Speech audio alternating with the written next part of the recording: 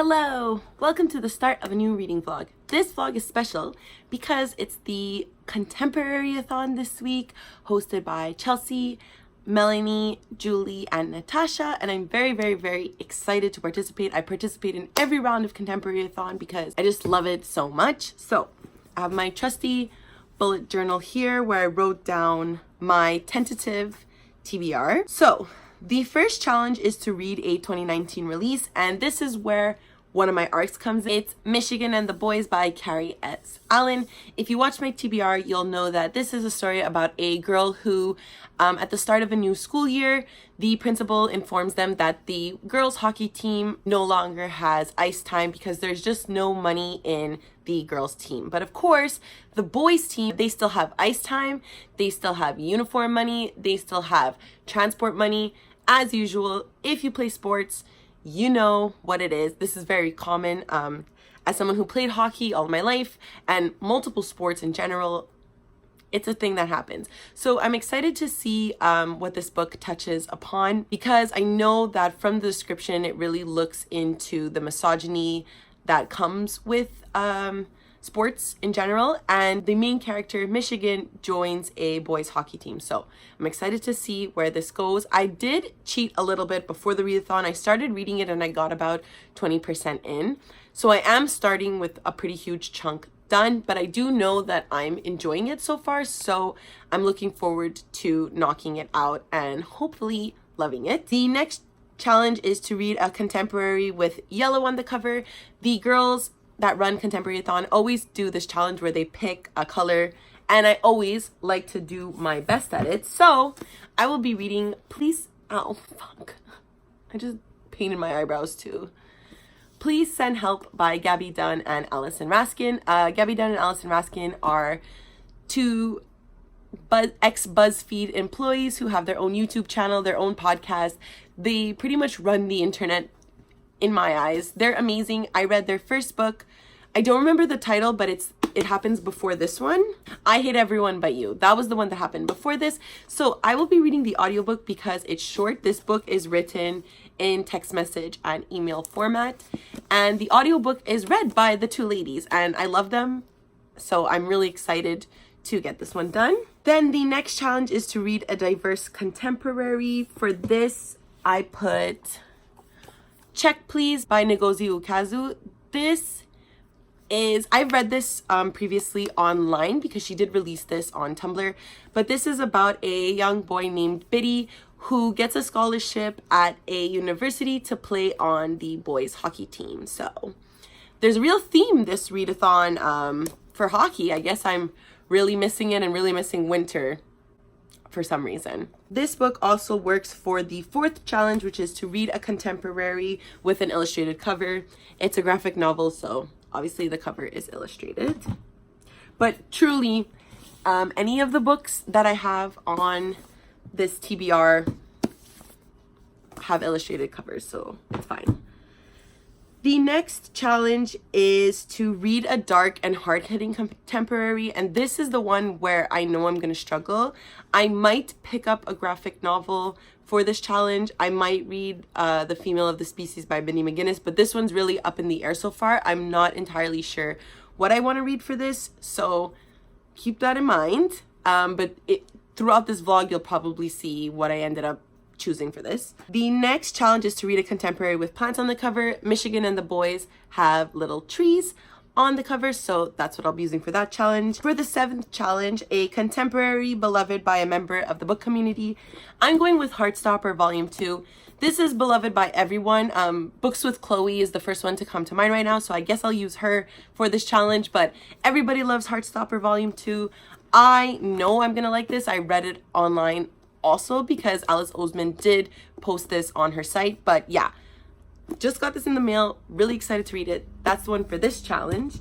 And then Chandler Ainsley hosts the monthly book club, and last month I had read A Lesson in Thorns and actually really enjoyed it, so I trust her. And therefore, when she said that she would be reading Broken Night by LJ Shen as the monthly book of September, I decided that I will also be reading that book, and it's a contemporary. Will it be dark? I don't know. Could I count it for that challenge?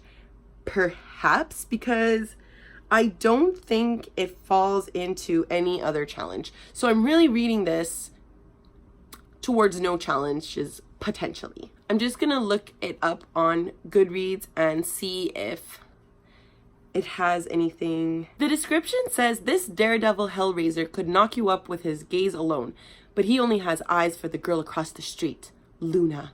But Luna is not who she used to be. She doesn't need his protection anymore. When life throws a curveball at All Saints Golden Boy, he's forced to realize not all knights are heroes. Sometimes the greatest love stories flourish in tragedy.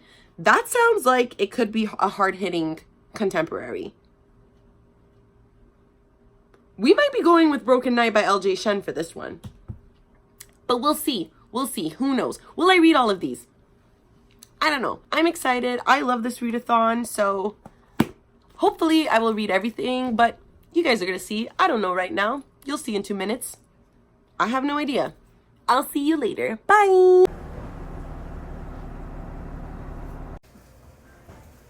Hello! Happy official first day of Contemporaryathon! As you can see, I'm winding down for the day, but I did finish 2 books today and got pretty far through another book, so I'm going to talk about those right now. The first book I finished today was Heartstopper Volume 2 by Alice Oseman. I gave this 4 stars. It was just as cute and lovely as the first one. I read this on the bus. I almost cried. So, would have been embarrassing, but I held it in. This was perfect. This follows Nick and Charlie as they go further into their developing friendship and relationship. It was just so cute and perfect, and I loved it. 10 on 10 would recommend. The next book I finished was Check Please Volume 1 by Ngozi Ukatsu. This was 4 out of 5 stars. Probably one of the most perfect books for me. It is about a hockey team in Boston. One of the main characters, Jack, over here, he's French Canadian, like me. It was perfect and cute, and Biddy is such an adorable main character who bakes and plays hockey, and the whole team, I'm in love with them. I have read this previously online, same with Heartstopper, so I think that that's why these books aren't giving me a full 5 out of 5 stars, just because I know what's going to happen and I know what happens in the future of these characters. So these books don't pull me in as much as I think they would if I read them for the first time. Because I think if I read these for the first time, I would give them 5 out of 5 stars because they would pull more of an emotion for me. But as it is now, they're 4 out of 5 stars, but still wonderful, wonderful reads, and I love them so much. And the book I got a really big chunk of the way through via audio this today, pretty much, is Please Send Help by Gabby Dunn and Allison Raskin. This is read by the authors. Basically, it's the second book in their, I guess, kind of contemporary series. This follows Jen and Ava, obviously based on our 2 authors, as they navigate friendship and life as journalists and TV writers, which is what these 2 authors did. I really like them as friends, and I think I'm gonna finish this now because I have about an hour left in the audiobook and I have an hour before I go to bed, so I might finish reading this. I think I will, actually. Anyways, that's it. Maybe I'll update you, maybe I won't. Who knows? See you later.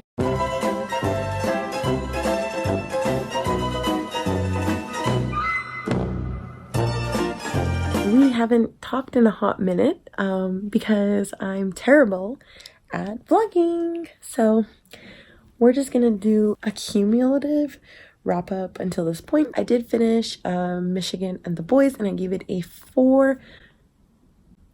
Sorry, there's a moth that I just noticed on my ceiling. So I gave it a 4.5 stars. I really, really, really enjoyed it. Some of the writing and the romance in the novel was a bit cringy, but I think all the aspects of misogyny in hockey and the importance of sports and the importance of giving girls a chance was really prevalent in the story, and it was really well done. Really, really, really enjoyed that. Happy I read it. I would suggest buying it, if not getting it at your library and reading it, because I think it's a really, really, really good contemporary. I also finished the audiobook for Please Send Help by Gabby Dunn and Allison Raskin. I probably spoke about this, but I don't know. Editing Kelsey, do your magic. I'm settling on a 3.5 stars for this. While I thought it was really good and I really enjoyed the writing of the novel, I think Gabby Dunn and Alison Raskin, their personalities really shine in their writing. You definitely see them within their characters, and I think that was part of the issue. The story follows two young adults. They're like 22, and they have their first careers out of university, and they just really reminded me of themselves.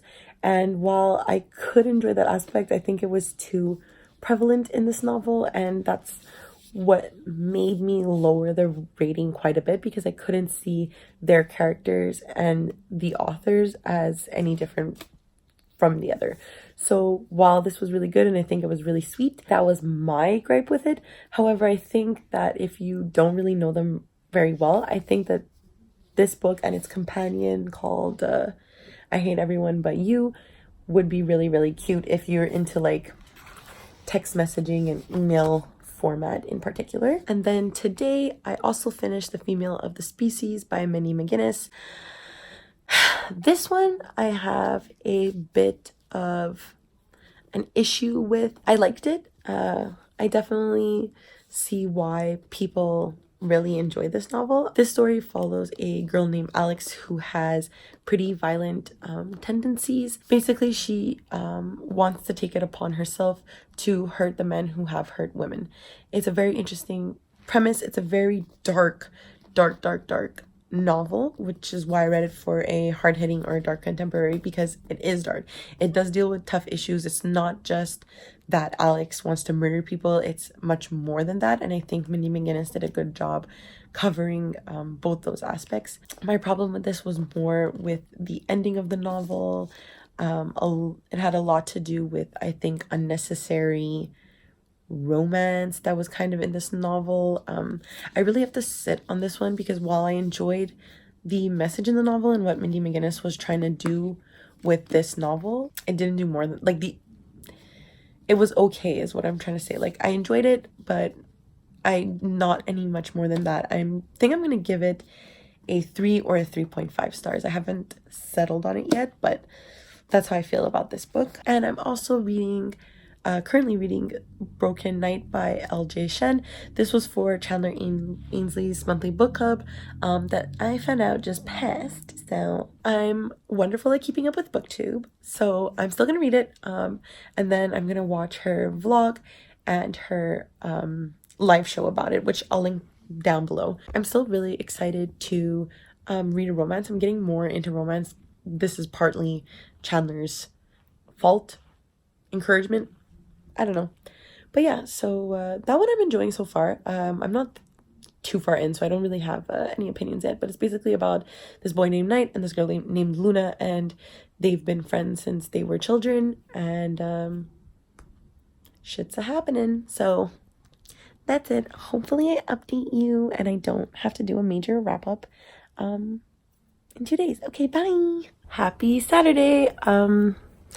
Didn't do anything today at all, and so I just got home. I'm waiting for my Uber Eats, so I'm probably gonna read some of Broken Night before it comes, and I'll keep you updated. Okay, bye.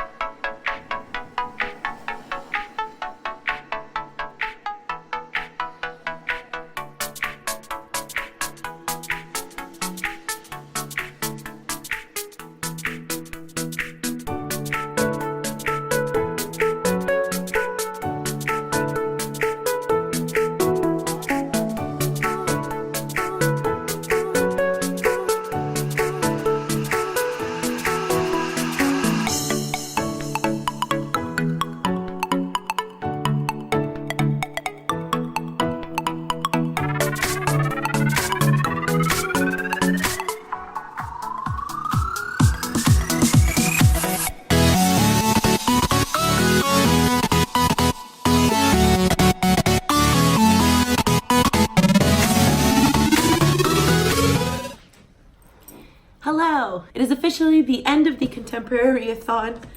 Leia, what's wrong? This is my puppy. She's not feeling well, so she's gonna stay in my arms. So we're just gonna go over what I read for the Contemporary-a-thon so we can close out this vlog.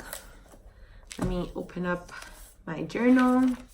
All right, so the first challenge was to read a 2019 release. And for this, I chose Michigan and the Boys by Carrie S. Allen. I gave this one 4.5 out of 5 stars. This follows a young girl who, upon the cancellation of her female hockey team, she joins the boys team, and upon joining this team, she is met with a lot of pushback. Trigger warning for a sexual assault scene, or at least a non-consensual kiss. That does happen in the book. So trigger warning for that. I thought this book was brilliant. As someone who played hockey for many years, I really identified with the main character, and I thought that Carrie S. Allen really captured the sport spirit and wanting to do anything to play sports. It's also extremely feminist. I really enjoyed it, and I would highly recommend if you're looking to pick up a contemporary in October. When does it come out, actually? It's already out before this video comes out, so you can buy it in stores now. The next challenge is to read a contemporary with yellow on the cover. I have a lot of options for that, but I chose Please Send Help by Gabby Dunn and Allison Raskin. This follows two friends, Jen and Ava. Jen is kind of Gabby Dunn's character, and Ava is very much Allison Raskin's character. And if you know these authors at all, you will see how heavily ingrained their personalities are in these characters. And I think that that's part of what hindered my enjoyment, as I said previously in this vlog. So I do still recommend this because I do still find the story really funny and really charming, but please take that into consideration, because if you are fans of them, you will see this within the novel. The next challenge was to read a diverse contemporary. I read Check Please by Ngozi Ukazu. This follows a boy named Biddy who gets a scholarship to a university and plays hockey, meets a bunch of boys, becomes their friends, and maybe something more. This was really cute, really fast, really quick graphic novel. I loved it. I thought it was extremely well done. I might be biased because I love hockey, but I thought this was super cute and super fun, and I highly recommend it. The next challenge was to read a contemporary with an illustrated cover. Quite frankly, any of the ones I read work for that. So the next challenge was to read a dark or hard-hitting contemporary. I have two for this because I don't really see how the other one of my book works. But the first book is The Female of the Species. I gave this one a 3 or 3.5 stars, a 3.5. This follows a girl named Alex, and upon the brutal mistreatment and death of her older sister, she faces the darkness within her, and the story revolves from there. I thought that this was interesting. I think Mindy McGinnis is an interesting writer.